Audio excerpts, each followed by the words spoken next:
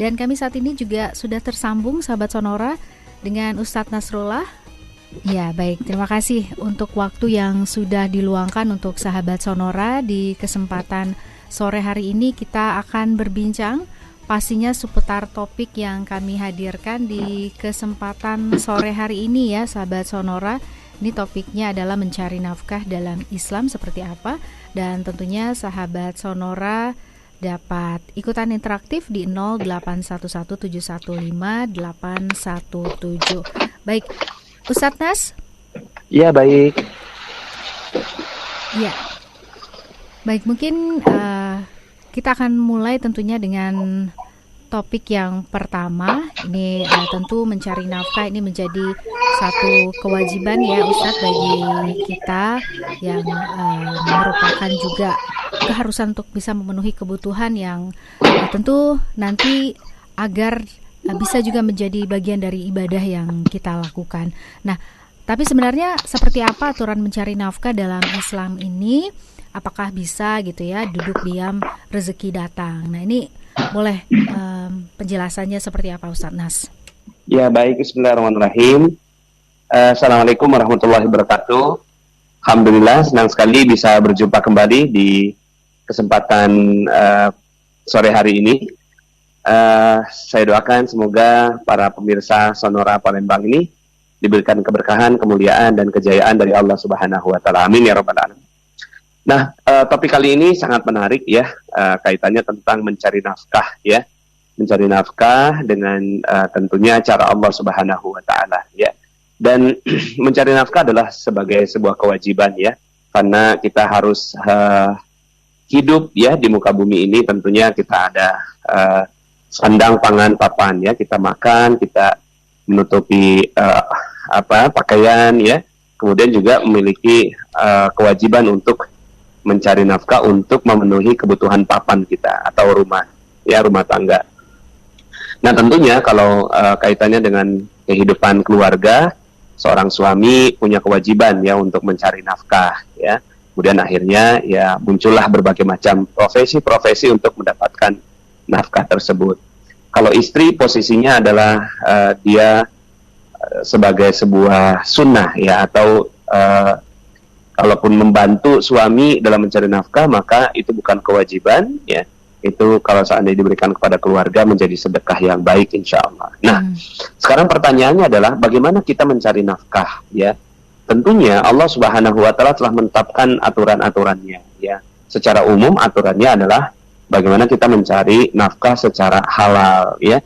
Dalam sebuah hadis disebutkan ada seorang yang minta kepada Allah Subhanahu wa taala mendapatkan pengabulan doanya, tapi kemudian Rasulullah SAW katakan ya, bagaimana mungkin Allah mengabulkan doanya? Dia sudah katakan Allah, Allah, Allah, Allah, tapi makanannya haram, pakaiannya haram ya, maka orang yang seperti itu tidak dikabulkan doanya oleh Allah Subhanahu wa taala. Nah, ini menjadi pelajaran bagi kita bahwa kita mencari nafkah ini harus dengan jalan-jalan yang diridhoi oleh Allah Subhanahu wa taala ya.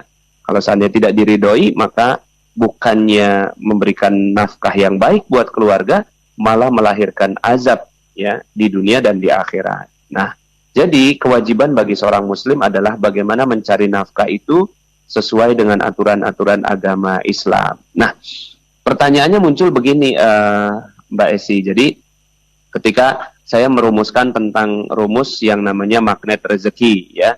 Nah, magnet rezeki ini ya saya sampaikan duduk diam rezeki datang sendiri gitu ya. Nah sebenarnya itu adalah sebuah gimmick ya, atau sebagai sebuah semboyan untuk memberikan kesadaran kepada umat Islam. Sebenarnya kalau seandainya kita harus mendapatkan rezeki yang didapatkan dengan cara yang tidak halal ya, kemudian berdosa, ya untuk apa ya?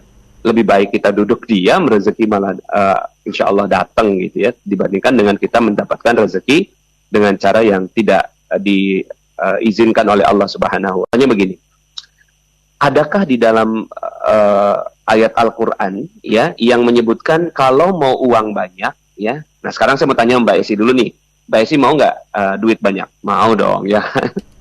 Dan saya tanya sama pemirsa semuanya, mau nggak duit yang banyak gitu kan? Pasti semuanya pasti mau. Pasti mau. Sekarang pertanyaannya saya begini, ada nggak ayat di dalam Al-Quran yang memerintahkan kepada kita untuk dapat uang banyak?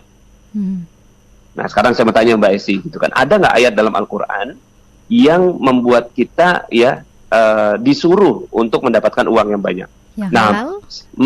enggak, yang uang banyak gitu. Uang banyak Jadi kalau nggak saya ada, tanya Ustaz, nih, ya? nggak ada ya? Iya, betul. Jadi banyak yang saya tanya gitu kan. Ketika saya tanya nih, gitu kan, mau uang banyak Kak? Mau gitu. Sekarang saya tanya, ya, ada nggak dalilnya untuk dapetin uang banyak? Ya kalau cari nafkah ada gitu. Tapi kalau untuk duit banyak kayaknya enggak deh gitu kan. Nah, sebenarnya ada di dalam Al-Quran, gitu kan? Kita diperintahkan untuk dapetin uang banyak, gitu. Ada dalam surat Nuh ayat 11. Di situ disebutkan wa yumditkum bi amwalin, akan Allah tambahkan harta dan uang yang banyak kepadamu, gitu. Jadi sebenarnya dalil untuk dapat duit banyak itu ada di dalam Al-Quran. Nah, cuma ya kalau kita tanya nih buku-buku yang ada di Barat sekarang, kalau mau duit banyak bagaimana caranya? Kerja. Mau duit lebih banyak? Kerja keras. Mau duit lebih banyak? Kerja keras dan lebih cerdas. Kan begitu. Semua buku-buku motivasi dari Barat itu ajarannya yaitu ya mau duit banyak ya kerja keras. Dan itulah yang ada dalam pikirannya banyak orang kan. Betul nggak Mbak Esi? Iya, betul Ustaz. Ya kan? Kalau mau duit banyak ya kerja dong gitu kan. Ya duit banyak kerja. Nah sekarang saya mau tanya sama pemirsa semuanya. Ada nggak di dalam Al-Quran ayat yang menyebutkan kalau mau duit banyak bekerjalah?